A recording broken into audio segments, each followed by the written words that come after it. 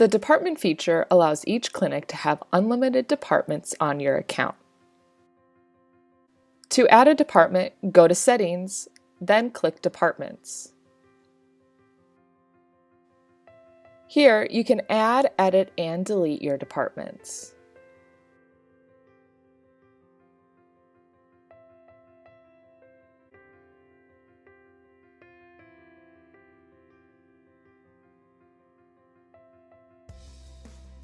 From the web, your departments are listed here.